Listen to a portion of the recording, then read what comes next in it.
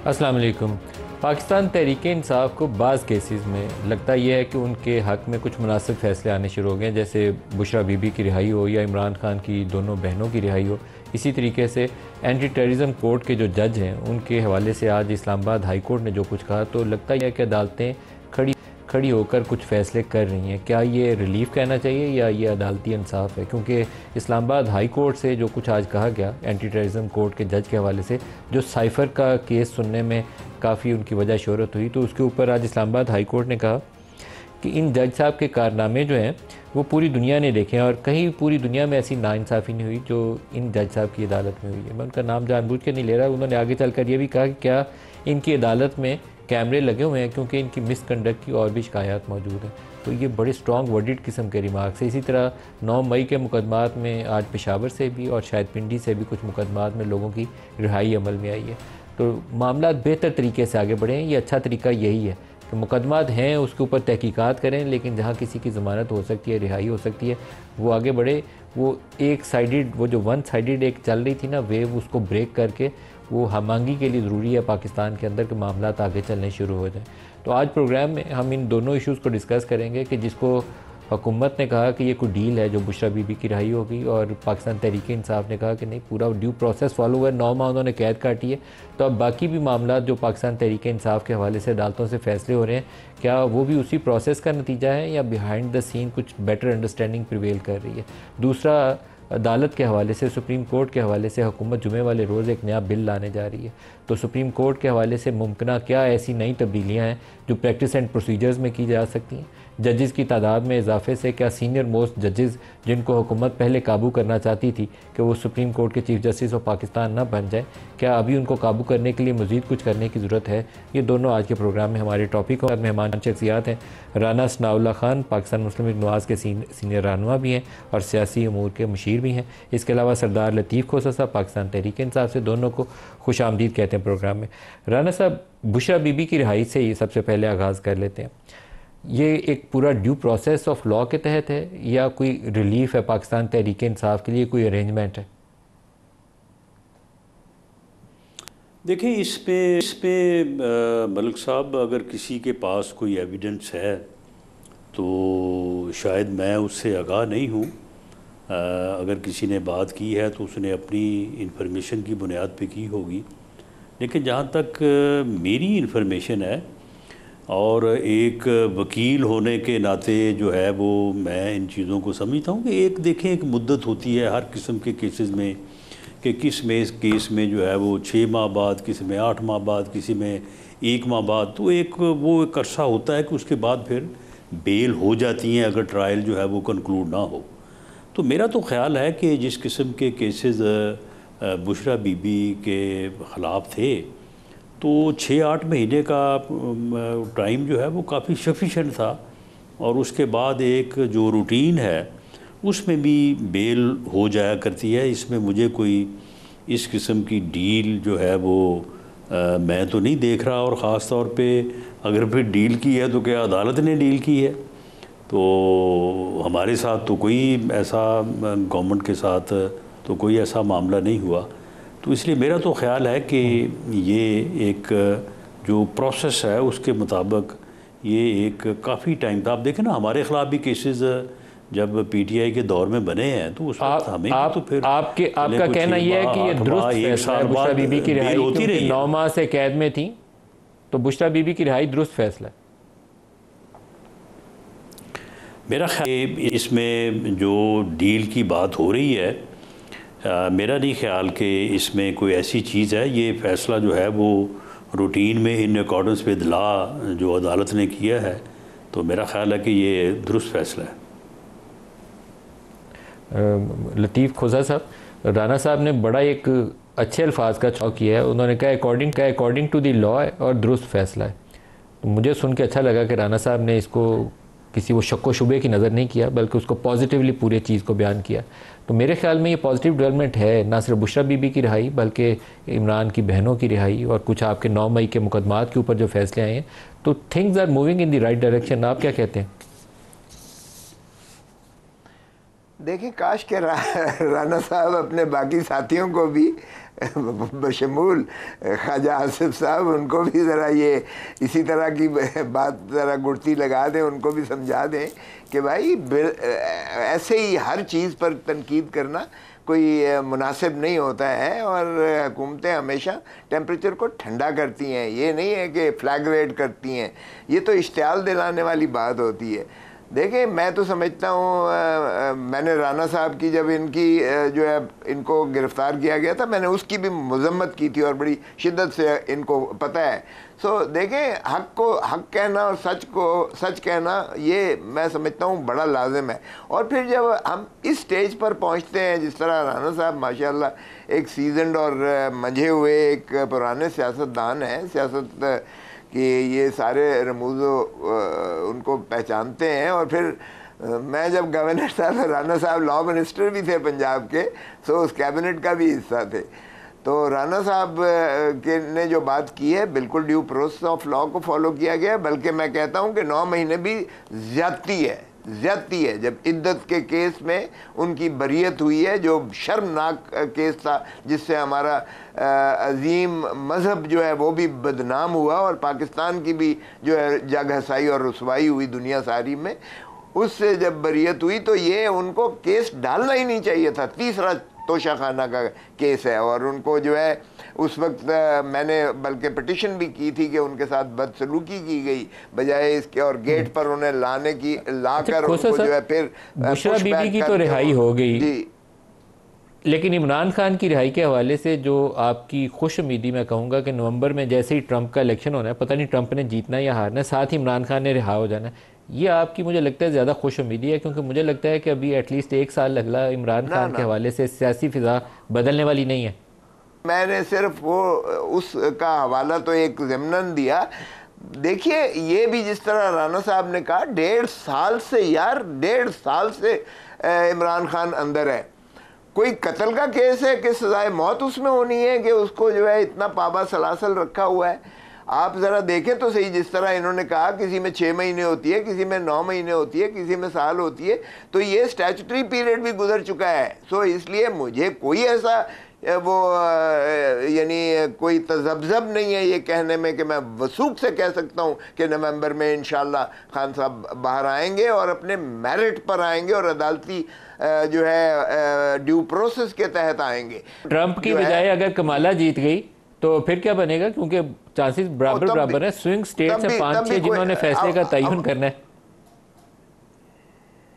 अरे बाबा, swing states आप जानते हैं वो गोरों की है। स्विंग स्टेट्स सारी जो है वो माशाल्लाह डोनाल्ड ट्रंप ही की हैं और डोनाल्ड ट्रंप ही को फेवरेट करार दिया जा रहा है। मगर उससे मुझे छोड़ दें, उससे सरोकार, ये तो मैंने ज़िम्नन कहा। अरे 1.5 साल यार अंदर रखने के बाद भी अभी कोई बाकी चीज़ रह जाती है कि आप उसको जो है मज़ीद इस ऐसे केस में अंदर रख सकते हैं। जो तोशाखाना 3 है वो 130 आइटम्स का फ़र्द जुर्म लगा था तोशाखान नंबर 2 में, जिसकी मैंने मुअत्तल करवाई हैं सज़ाएँ। तो वो उसमें 130 आइटम्स में ये मौजूदा भी आइटम्स इंक्लूसिव थे उसमें। तो आप क्या डबल जेपर्डी में नहीं आता है कि आप राना साहब से इसके ऊपर मैं जवाब चाहूँगा। राना साहब, अगर बुशरा बीबी की रिहाई दुरुस्त है, एक due process of law follow हुआ है, तो क्या ऐसे ही ड्यू प्रोसेस के तहत इमरान खान की भी नवंबर में रिहाई हो जानी चाहिए? जी देखें, अगर अदालती फ़ैसला जो है वो इन अकॉर्डेंस विद लॉ होता है तो मैं समझता हूँ कि बग़ैर किसी स्ट्रॉन्ग एविडेंस के ये कह देना कि जी अदालत का फ़ैसला किसी डील के नतीजे में हुआ, तो सबसे पहले तो अदालत को मुर्दे इल्ज़ाम ठहराने वाली बात है। फिर हम बाद में कल को कहते हैं कि जी हमारी अदालतों का नंबर 140 हो गया है, 143 हो गया। तो बात ये है कि अगर हम खुद ही ये बात करें कि ये मामला जो है वो इस तरह से हुआ है, तो मेरा ख़्याल है कि इमरान खान साहब का फ़ैसला जो है वो भी इन अकॉर्डेंस विद लॉ होगा। और जिस तरह से बुशरा बीबी के फ़ैसले को पीटीआई वेलकम कर रही है, तो वो भी जो फ़ैसला हो, वो हक़ में हो या ख़िलाफ़ हो, उस फ़ैसले को भी जो है वो वेलकम करना चाहिए। जब अदालत का फ़ैसला ख़िलाफ़ हो तो अदालत को बुरा कहना अगर लाजम है तो अच्छा हो तो फिर अच्छा कहना भी जो है वो बनता है। लेकिन दूसरी जो बात की है खोसा साहब ने कि जी जिस तरीके से ट्रंप का हुक्म अगर आएगा तो कैसे नहीं माना जाएगा। मैं समझता हूँ कि ट्रंप के हुक्म से अगर रिहाई लेनी है तो उससे तो फिर जेल में रहना बेहतर है ट्रंप के हुक्म पे रिहाई लेने से। तो फिर अगर ट्रंप के हुक्म पे रिहाई लेनी है तो फिर 1.5 साल जेल में रहने की क्या ज़रूरत थी फिर।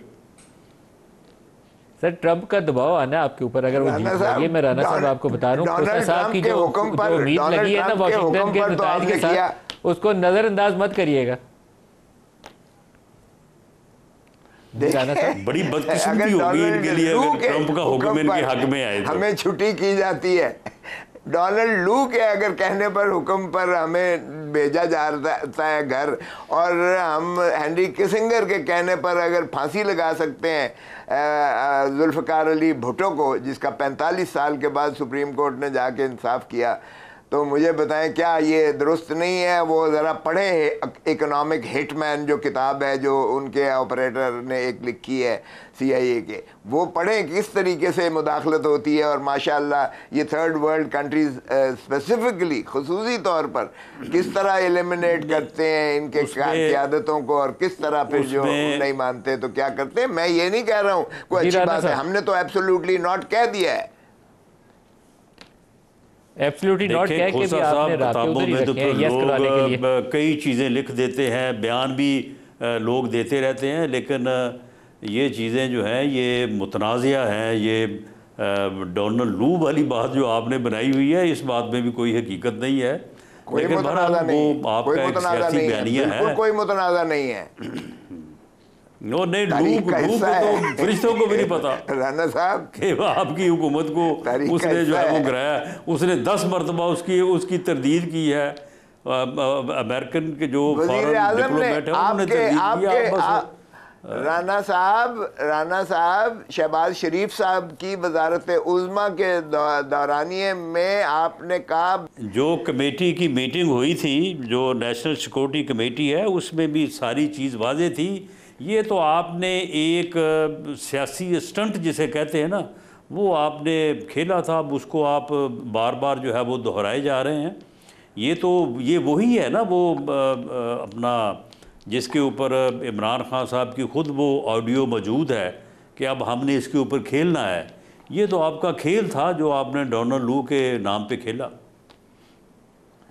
राना सनाउल्लाह साहब, लेकिन जुल्फ़िकार अली भुट्टो ने उस वक्त के सेक्रेटरी फॉरेन अफेयर्स का, जो अमेरिकी सेक्रेटरी फॉरेन अफेयर्स का, वो वैंस पता नहीं क्या उनका नाम था, उनका ख़त था लहराया अमेरिकन सेंटर के बाद। उसके बाद जो कुछ जुल्फ़िकार अली भुट्टो के साथ हुआ वो तारीख का हिस्सा है।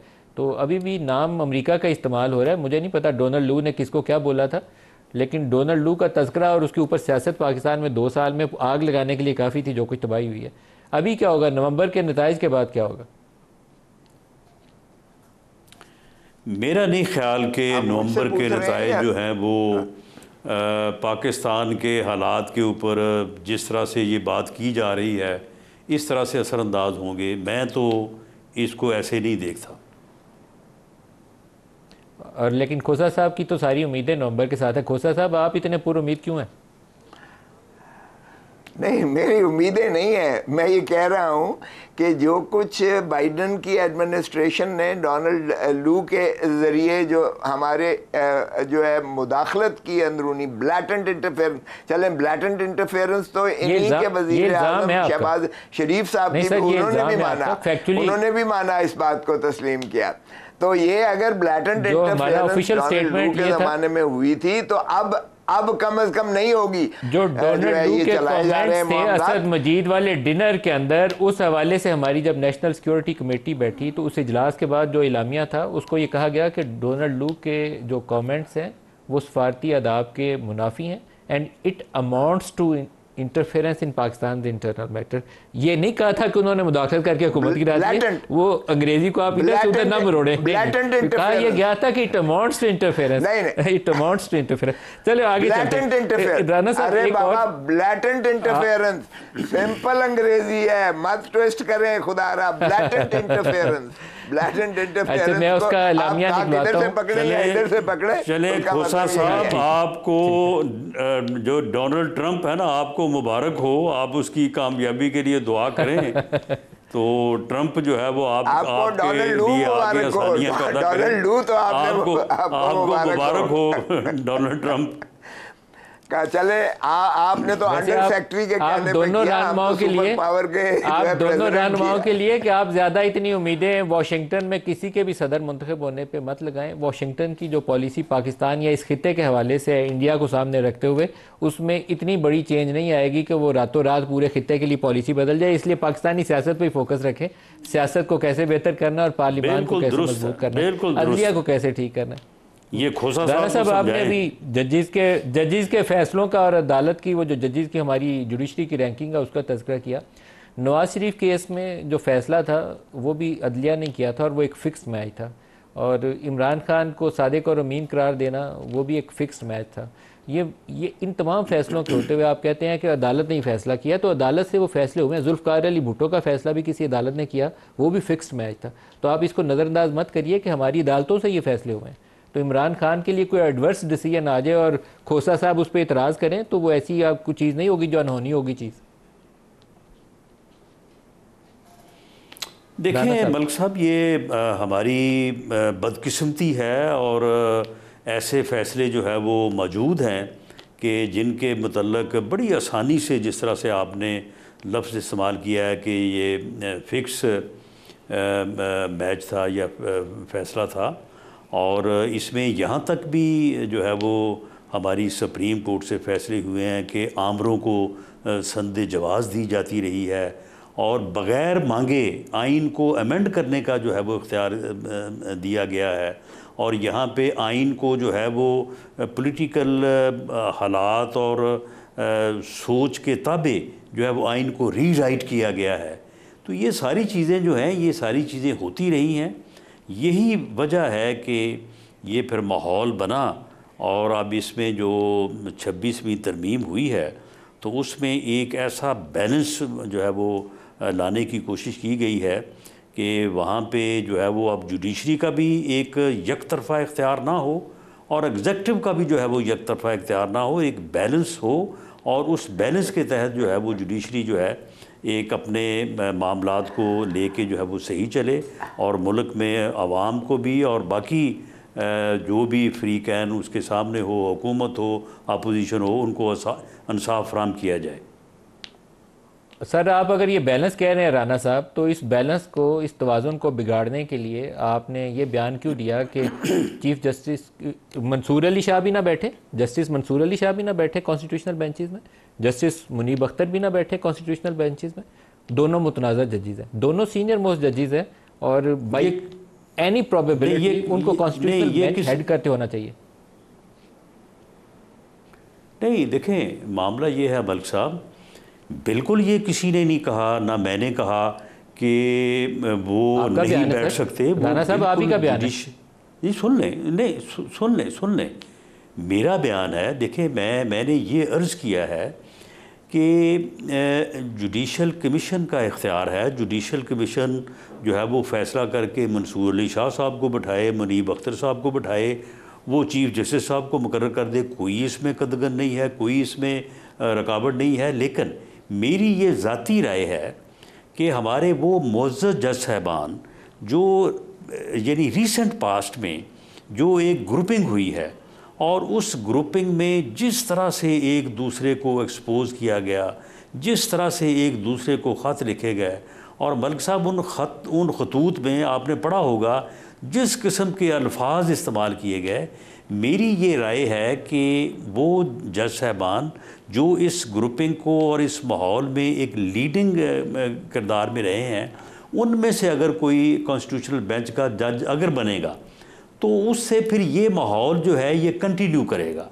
तो बेहतरी है कि इंस्टीट्यूशन भी जो है भाई सूरत हाल से बाहर निकले, और आम मीडिया में भी अदरवाइज़ भी तबसरों से जो है वो खलासी हो कि उनमें से कोई जज जो है वो ना बने। मैंने ये उम्मीद का इज़हार किया है कि शायद जो जज साहबान इस कंट्रोवर्सी का हिस्सा रहे हैं वो ख़ुद भी पसंद नहीं करेंगे कि वो कॉन्स्टिट्यूशनल बेंच का हिस्सा बने या उसके सरबराह बने। लतीफ़ खोसा साहब जुडिशल कमीशन बनाता है तो बना सकता है, कोई रोक नहीं सकता। लतीफ़ खोसा साहब, जो दो सीनियर मोस्ट जजेस हैं वो जस्टिस मंसूर अली शाह और जस्टिस मुनीब हैं। Justice Mansoor Ali Shah highly respectable जज हैं और पूरी दुनिया में उनकी इज़्ज़त है, नेक नामी है उनकी, लेकिन मौजूदा हुकूमत काजी फ़ायज़ ईसा के करीब थी ज़हनी तौर पर और मंसूर अली शाह से थोड़ी ख़ाइफ थी और अभी भी वो खौफ मौजूद नज़र आता है। अब ये कॉन्स्टिट्यूशनल बेंचेस के मामले के अंदर एक तनाज़ा होगा अगर मंसूर अली शाह या मुनीब अख्तर की मुखालफत की जाती है, क्या बनेगा वहाँ पर? देखिए, जिनको ये चाहते हैं और जो मुला दे रहे हैं, अगर उस फार्मूला पर लें तो फिर इनके जजेस तो बिल्कुल भी नहीं बन सकते हैं। जिन्होंने ये कहा कि इन 8 जजेस का फैसला मत माना जाए, ना माना जाए, यानी ये कभी सुना है कि माइनॉरिटी वाले जजेस अपनी राय तो वो देने में बिल्कुल हक बजानिब हैं, जो मर्जी राय दें, मगर क्या वो ये कह सकते हैं कि कोर्ट का जजमेंट जो है उसको जो है वो डिफाई किया जाए, उसको ना माना जाए? आर्टिकल 189, आर्टिकल 190 कहाँ गया, आर्टिकल 204 कहाँ गया, आर्टिकल 187 कहाँ गया? यानी उन्होंने तो हद कर दिए जिनको ये चाहते हैं कि वो हेड करें यानी आईनी बेंच का, तो फिर तो किसी को ना बनाएं। देखें, मैं कहता हूँ मलिक साहब, पहले 5 सीनियर जजेस को बना दें ताकि ये झगड़ा ही ख़त्म हो जाए, ताकि किसी का कोई जो है ग्रीवेंस ना हो और किसी की चॉइस भी ना हो। अगर इन्होंने ये काम किया तो फिर जाहिर है फिर हम तो वकला जो है वो एहतजाज करेंगे और फिर सियासी जो है जमातें वो भी ऑपोजिशन वाले समझेंगे कि ये टारगेट करने के लिए मनपसंद बेंच बनाई गई है। पहले ये क्या कहते थे कि जी ये बंदयाल साहब मनपसंद कर रहे हैं, हम कहते थे जी काजी फ़ायज़ ईसा साहब ये जो है मनपसंद कर रहे हैं। बेंच देखकर हम फैसले बता देते थे कि फ़ैसला क्या होने जा रहा है।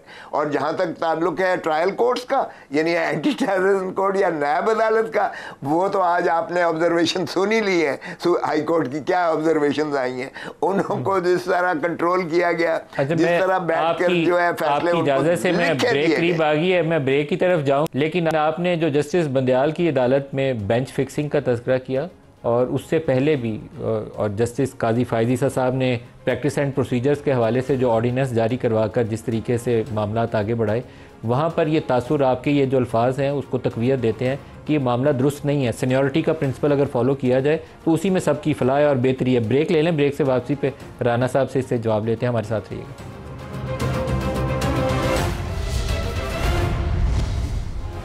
प्रोग्राम में दोबारा खुशामदीद कहते हैं। राना सनाउल्लाह साहब, 5 सीनियर मोस्ट जजेस अगर कॉन्स्टिट्यूशनल बेंच बना के तो केस सुनते हैं तो मसला हल नहीं हो जाता? इसमें तो चॉइस का, किसी का पसंद नापसंद का बहस ही ख़त्म हो जाएगी।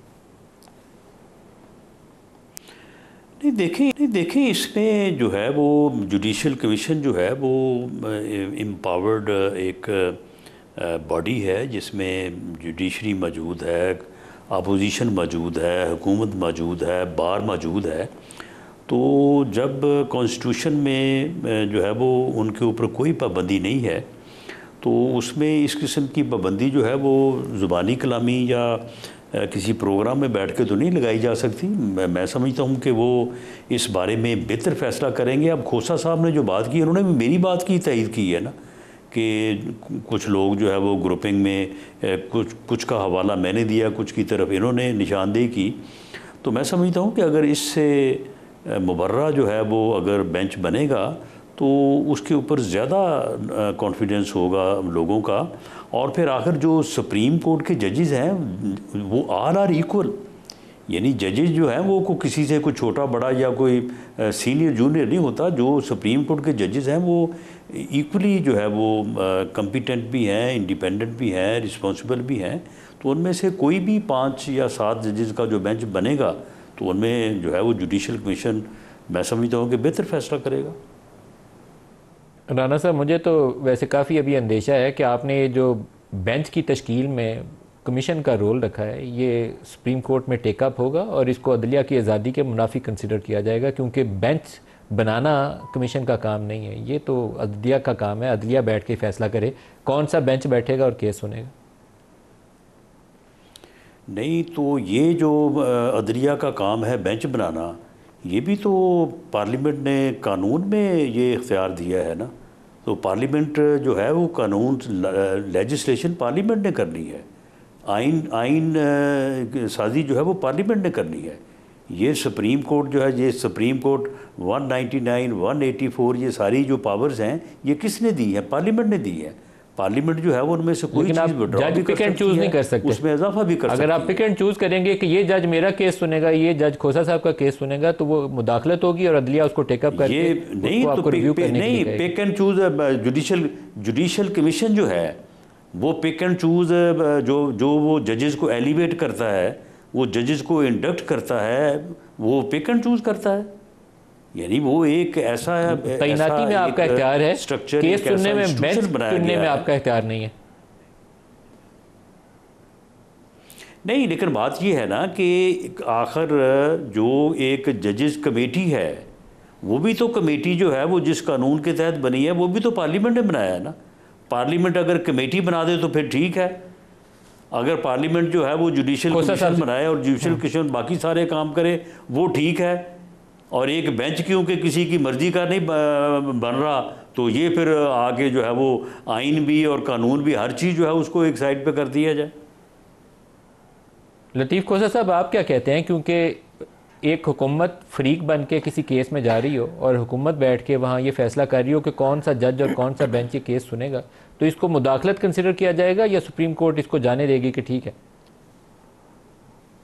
नहीं देखिए, ये तो 100% मुदाखलत है। राना साहब फरमा तो रहे हैं लेकिन इनको ये इदराक तो है, मुझे यकीन है, क्योंकि supreme court rules and orders में बेंचेस की तश्कील जो है ये इंटरनल सुप्रीम कोर्ट का मसला है, और ये रूल्स भी 1980 के ये सुप्रीम कोर्ट ये आइन ही के तहत जो है आइनी इख्तियारात के तहत सुप्रीम कोर्ट ने बनाए थे। और अगर आप इसी तरह हर महकमे में फिर मुदाखलत करना शुरू कर दें तो फिर सारा कुछ ले पार्लियामेंट, फिर बाकी तो एडमिनिस्ट्रेटिव कंट्रोल जो है अपना अपना तय इदारों के ऊपर ख़त्म हो जाए। और इसमें भी अगर देखें तो ये जो ज़्यादती की है, 8 बंदे अब इनके हैं जो जुडिशल कमीशन है, 8 हुकूमत के हैं, और हुकूमत के वहाँ जो है वो डिटो अंगूठा लगाते हैं, वहाँ कोई दलील नहीं होती है कोई। मैं तो उस कमेटी का जो पार्लिमानी कमेटी बराए तैनाती जजेस है वो उसका हिस्सा हूँ, था, या फिर जो पहले डिस्पेंसेशन जो 26वीं तरमीम से पहले थी, तो मैंने तो देखा है कि वो चारों के चारे जो है हुकूमती माशाल्लाह एक ही तरफ जाते थे और कोई दलील नहीं चलती थी। हम जितना कहते थे सीनियरिटी के प्रिंसिपल को खुदारा बताएं तो सही, आप सीनियर को क्यों सुपरसीड कर रहे हैं? ये है कि हम अपनी जो है वो बात को साबित करने के लिए इस हद तक चले जाते हैं कि हकायक को भी जो है जुटला देते हैं। खोसा साहब मुझे साबित कर दें कि 8 मेंबर जो हैं वो जुडिशल कमीशन में हुकूमत के हैं, तो चलिए मैं आपकी और जुडिशल कमीशन में 6 कर लेता हूँ। अरे बाबा, आपने याया अफरीदी साहब को बनाया, मुझे एक वजह बता दें। 8 बंदे साबित कर दें। मंसूर अली शाह, नहीं यार सुन तो लो, मंसूर अली शाह साहब की एक नक्स बता दें, उनकी जजमेंट लैंडमार्क जजमेंट है। He is the most brilliant जज ऑफ पाकिस्तान, और internationally globally you can compete him with anyone in the world. और मुनीब अख्तर जो है वो एक थिंकिंग जज, ऑनेस्टी, इंटेग्रिटी और कॉम्पिटेंस। सर ना करें। अब आप ठीक है, अफरीदी साहब के खिलाफ मुझे कोई प्रकाश नहीं है। अरे बाबा, पार्लियामेंट्री बहुत इंटेग्रिटी है, बहुत पार्लियामेंट्री कमेटी है, पार्लियामेंट्री में हुकूमत को 8 की बर्तरी हासिल है। जुडिशल कमीशन में एक कामरान मुर्तजा था, सर वो पार्लियामेंट्री कमेटी थी। खोसा साहब, आप 2 को मिक्स कर रहे हैं। सर वो पार्लियामेंट्री कमेटी थी, सर वो जुडिशल कमीशन नहीं था, वो पार्लियामेंट्री कमेटी क्या मिक्स कर रहे हैं? नहीं पार्लियामानी कमेटी, उसी की बात कर रहा हूं मैं कि जिसने जस्टिस याया अफरीदी साहब को चीफ जस्टिस बनाया, उसमें तो 8 कायम करके बात करें। राना साहब गुस्से में आ गए। कम से कम खोसा साहब, आपसे पार्लियामानी कमेटी को जो है वो जुडिशल कमीशन में दाखिल कर रहे हैं और जुडिशल कमीशन को पार्लियामानी कमेटी की तरफ ले गए। जुडिशल कमीशन जो है उसमें आप साबित करें कि 8 बंदे हुकूमत के हैं, उसमें 5 बंदे जो हैं वो जुडिशरी के हैं, अपने अल्फाज पे जरा गौर कर लें, 2 अपोजिशन के हैं, 1 बार का। ये भी आदाब के मुनाफी है, आपकी कम से कम मुज़ेब नहीं देती है कि आप जैसा सीजनड आदमी, सीनियर आदमी और तदब्बर हौसला रखने वाला आदमी इस किस्म की बात करे, कोई खुदा का खौफ करे। राना साहब ये मुझे बताएं, 2 सीनियर जज जो इग्नोर किए गए, एक नक्स बता दें किसी एक में, कॉम्पिटेंस में, इंटेग्रिटी में, उनकी जो है किसी में भी कोई नक्स नहीं है। और फिर किसी में कोई अब आपने मंसूर अली शाह साहब ही की अब वो मानी है। अब सारे जज साहबान ने 17 जजों ने मंसूर अली शाह साहब का जो दिया हुआ प्लान है for running the supreme court वो एक्सेप्ट किया है, उसको अडॉप्ट किया है।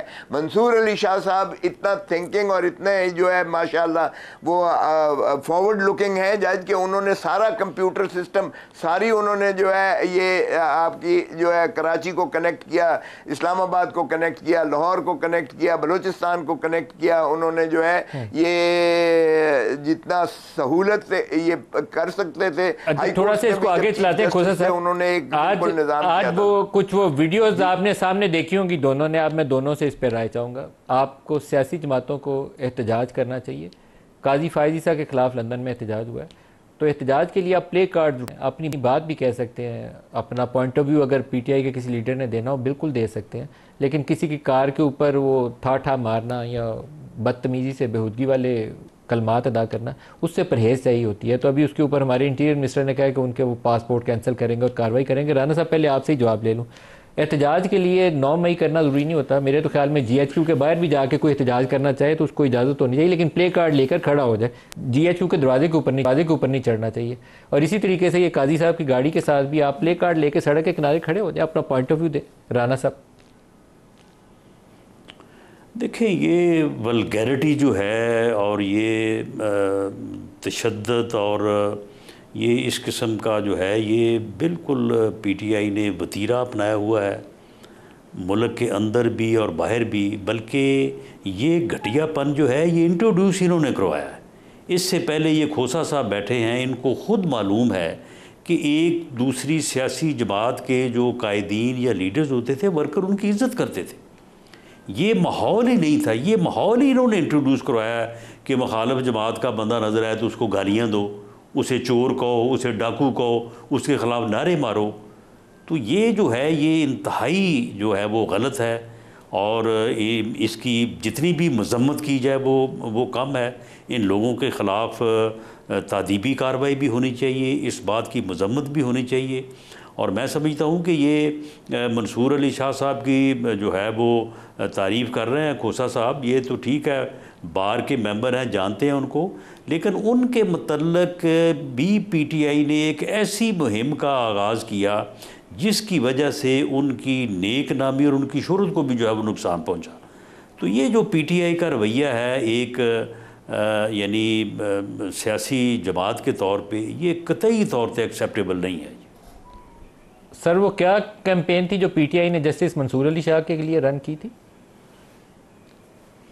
ये इनके लोग जो हैं ये आज से कोई 3-4 माह पहले ये गुफ्तगू करते पाए गए, बल्कि निजी महफिलों में हमारे सामने भी उन्होंने कभी परहेज़ नहीं किया बात करने को कि जी वो बात हो गई है हमारी, जस्टिस मंसूर अली शाह साहब 25 अक्टूबर को आएंगे और उसके बाद आके ये कर देंगे वो कर देंगे। ये बाकायदा इन्होंने इस कदर इस चीज़ को हवा दी कि ये चीज़ जो है वो मीडिया में डिस्कस होने लगी और बाकी हर तरफ जो है वो इस तरह का वो तो उमर अयूब ने आज भी बोला, चीफ जस्टिस मौजूदा जस्टिस याहिया के लिए उन्होंने कहा कि वोट ऑडिट करें 8 फरवरी का।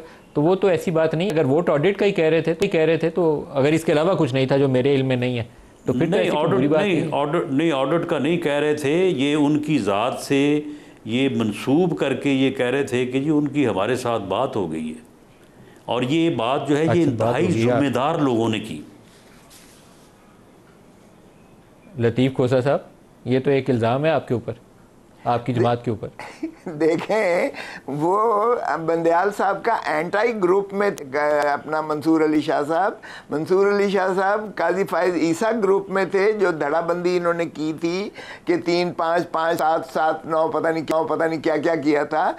वो तो मेरे सामने जो है रिक्यूज़ करके थे जब ये सिविलियंस का ट्रायल मिलिट्री कोर्ट्स की जो पिटिशंस चल रही थी, उसमें हमने जो है कोशिश की थी कि फुल फुल कोर्ट बैठे, फुल कोर्ट, हमने जाके ये इस्तदा मैंने और एतजाज़ आसन ने की थी। तो बंदयाल साहब चीफ जस्टिस ने जो मुयस्सर 9 जज साहबान उस वक्त मौजूद थे, सारों को बिठा दिया जो पाकिस्तान में थे, क्योंकि वेकेशन थी, कुछ बाहर गए हुए थे।